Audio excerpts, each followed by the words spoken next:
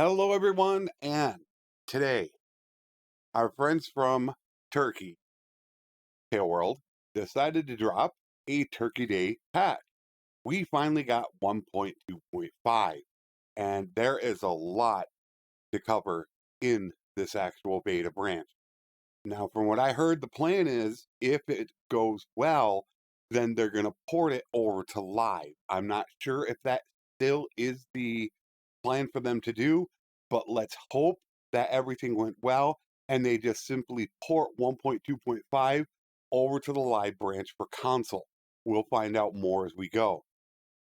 As you can see, there are some crash fixes, workshop, crafting templates, eliminated kingdom, vassal offers, rival gangs, conversation with Lord Need Tutor, companion issue, siege engines, moving sliders, troops, campaign declare peace and campaign declare war cheats in the clan screen, fixes. Player's family to always have a different hair color, prevented parties from attacking the enemy besieger when the player sallies out from the settlement, caused prisoners to disappear from the settlement overlay menu after leaving the dungeon, caused crafted items to turn into trash, prevented the player from choosing younger siblings as heirs, another big one. Party size to be shown differently during the party creation to the clan and to the party menu. So those were different shown on the different screens. Distribution of attribute points when spawning a new wanderer. So that was, I know, an issue as well, where they were getting really messed up when you would get a new companion that would spawn, companion release notification, and this was a big one. Fixed a bug that caused the kingdom to pay millions in tribute to reach peace. This is what put a pause on my world conquest. I'm going to have to re-record the last episode that I did because the last kingdom actually paid me over 30 million for peace. So the vassals would not go to war with them. So thankfully they got that fixed. Caused the quest caravan to select a new destination after a battle during the escort merchant caravan quest. That also was a terrible problem. It kept switching after battles, so they'll hopefully keep going to the same destination, prevented parties from being disbanded. Crafting order maker to be unsatisfied, even though they had sufficient quality crafted items. Discrepancy in item stats when comparing during crafting and build. Nobles to always die when knocked out during a prison break. This was a way to kill off people if you wanted to. It looks like that's not going to happen anymore. Cause troop to attack both siege lanes. Culprit to be sent to a settlement during a family feud quest. Cause the name of a conversation partner to be unclickable. Prevented a caravan party from disbanding if the target city was under siege. Caused under construction siege engines to be broken on the campaign map instead of those that were broken in the siege ambush mission. Caused defender troops to teleport outside the castle when the initial battle tactic was applied. Caused attacker troops to teleport to castle gates and siege ladders. Prevented troops from detaching from their formation to siege engines. Fixed a bug that caused floating precision errors when troops teleported right on top of the deployment boundaries, and caused the story mode heroes to initially have 0 or wrong skills. We have changes. Improved the Army AI garrison donation formula. Parties will now donate troops to newly conquered towns and castles based on their strength ratio in the army. This will result in newly conquered settlements having more garrison troops. You did have it to where people were being donated, but one of the issues was if they didn't have enough strength, they weren't donating anyone, and everything could be easily taken back. So now they're going to try to donate more, so the settlements aren't going to be so wimpy. Newly conquered settlements will now instantly get militia based on the daily militia expected change with a minimum number of 30 units.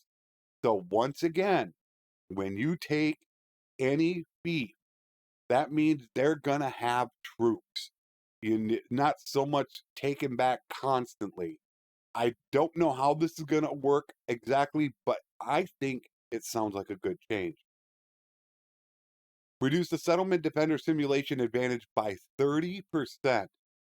This is a big one.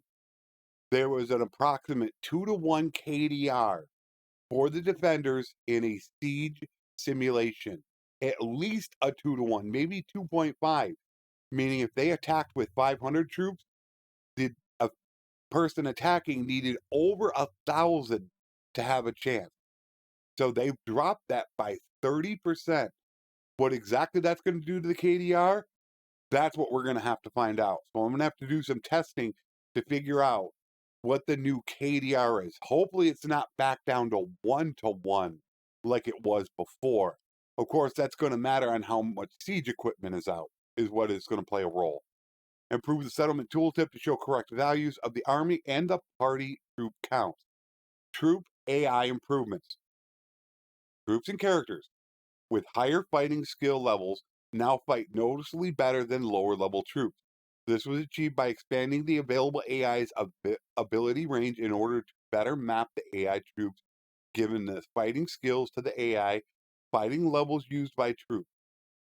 Fights will therefore become more challenging during the final rounds of the tournament, making them more meaningful, more difficult. So, once again, how is that going to relate to actual campaign and siege map battles? We don't know. The siege engine redeployment process will now take some time, like the initial construction, shorter. Added a version check that prevents loading of saves that were made with a newer version of the game.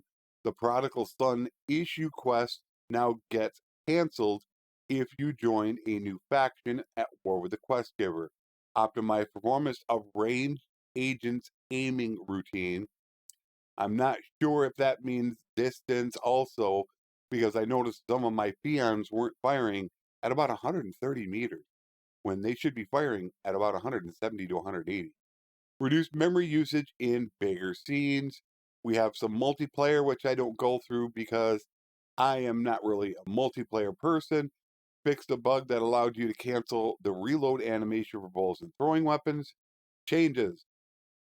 Introduce further ranged weapon penalties to non-mounted troops when riding.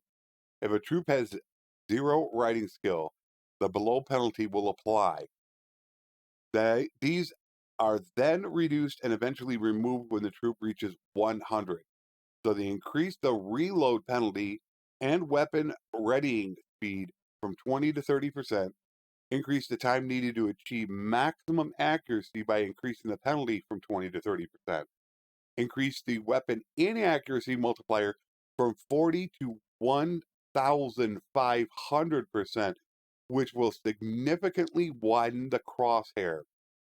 Increase the animations of speed up, getting up after being dismounted. You can also now start blocking at an earlier point while getting up, updated various localizations, and conducted attacks.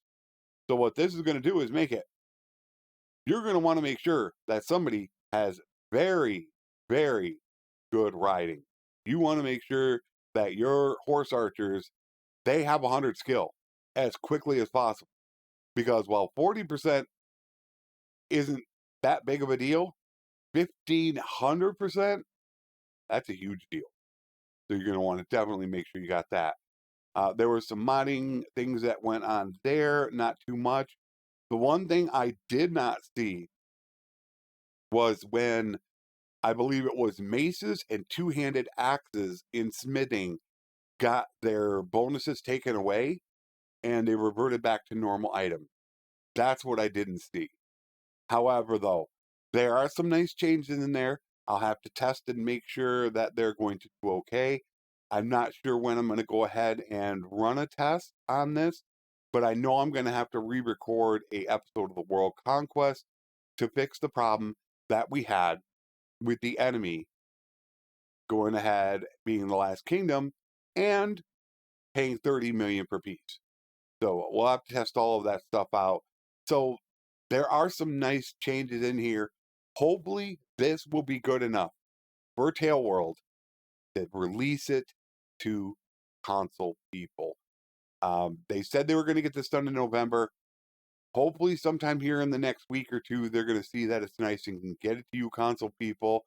I'll keep an eye out for it and let you know as soon as it's available on console.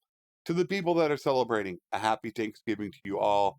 To the people that don't, I will see you guys really soon. As always, my friends, take care and thanks for watching.